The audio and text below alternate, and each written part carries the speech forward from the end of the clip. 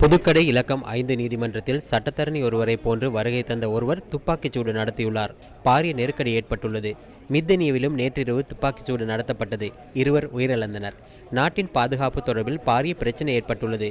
கௌரவ சபாநாயகர் அவர்களே, சட்டத்தரணி ஒருவரை போன்று வருகை தந்து துப்பாக்கிச்சூடு நடத்தி தப்பிச் சென்றுள்ளார். எனவே சட்டத்தரணிகளும் பாதுகாப்பற்ற நிலைக்கு தள்ளப்பட்டுள்ளனர். 76 மரணங்கள் பதிவாகியுள்ளன. கடுமையாக இதனை அணுகவில்லையாயின் எங்கு போய் நிறைவடையும் என்பதை கூற தெரியவில்லை. கொலைகள் இன்று சாதாரண சம்பவங்களாகியுள்ளன.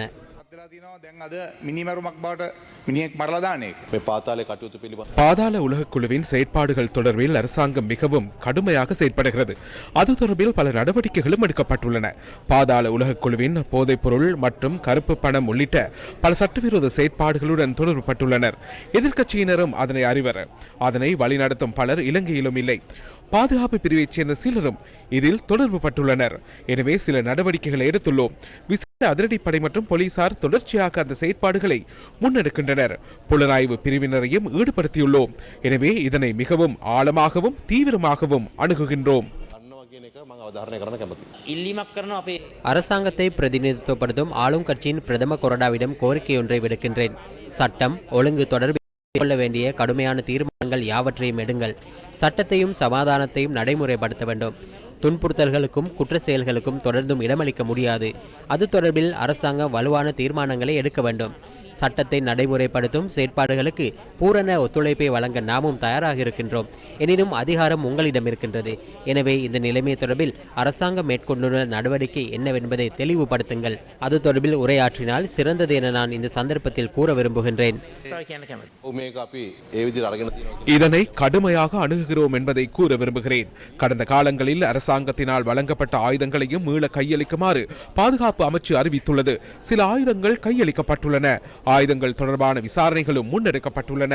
இந்தியா துபாயில் தங்கியிருந்த சில குற்றவாளிகளை நாட்டுக்கு அழைத்து வந்து சட்டத்தை நடைமுறைப்படுத்தியுள்ளோம். அதனை நீங்கள் பார்த்திருப்பீர்கள். இவை உள்ளிட்ட பல நடவடிக்கைகளை எடுத்துள்ளோம். சகலவற்றையும் பாராளுமன்றத்திற்கு தெளிவுபடுத்த முடியாமற் போகும். எனினும் அரசாங்கம் இது தொடர்பில் கடுமையாக தலையீடு செய்யும் என்பதை நான் மீண்டும் கூறுகின்றேன். பாதாள உலக குழுவினருக்கு நாம் ஒருபோதும் சந்தர்ப்பம் வழங்கப் போவதில்லை. சட்டத்தை கடுமையாக நடைமுறைப்படுத்துவோம் என்பதை கூற விரும்புகிறேன். மித்தனியவில் நேற்றிரவு துப்பாக்கிச்சூடு நடத்தப்பட்டுள்ளது. இதில் 2 உயிரிழந்துள்ளனர். நீதிமன்றத்துக்குள்ளேயே கொலை இடம்பெற்றுள்ளது. பாதாள உலக குழுவினராக இருக்க முடியும். கௌரவ சபாநாயகரே, அவரின் நன்னடத்தை தொடர்பில் நான் கதைக்கவில்லை. இவ்வாறான சம்பவங்கள் நடைபெறுகின்றன. எனினும் நாட்டின் பிரஜைகள் சுதந்திரமாக எங்கும் செல்ல முடியும் என நீங்கள் கூறுகின்றீர்கள். மறுபுறத்தில் என்ன நடக்கின்றது? பட்டப்பகலில் கொலைகள் இடம்பெறுகின்றன. மறுபுறத்தில் முதலீட்டாளர்கள் நாட்டுக்கு வருமாறு அழைப்பு விடுக்கின்றீர்கள். முதலீடு செய்யுமாறும் கூறுகின்றீர்கள். பாராளுமன்ற உறுப்பினர் நாமல் ராஜபக்ச கடந்த 2 நாட்களாக நடைபெற்ற குற்றச்செயல்கள் தொடர்பில் கருத்து தெரிவித்தார். நேற்று நடைபெற்ற 3 கொலைகள் தொடர்பில் நான் அவரிடம் ஒரு யோசனை ஒன்றை முன்வைக்கிறேன். அந்த சம்பவத்தில் உயிரிழந்தவர் பிரசித்தி பெற்ற யூடியூப் வலைத்தளத்திற்கு 2 நேர்காணல்களை வழங்கியுள்ளார். வீட்டிற்கு சென்று அதனை பாருங்கள். என்னை யார் கொலை செய்ய போகிறார்கள் என்பதை அதில் அவர்கள் தெளிவுபடுத்துகின்றனர். எனவே வீட்டிற்கு சென்று அதனை பார்க்குமாறு அவருக்கு அழைப்பு விடுக்கிறேன்.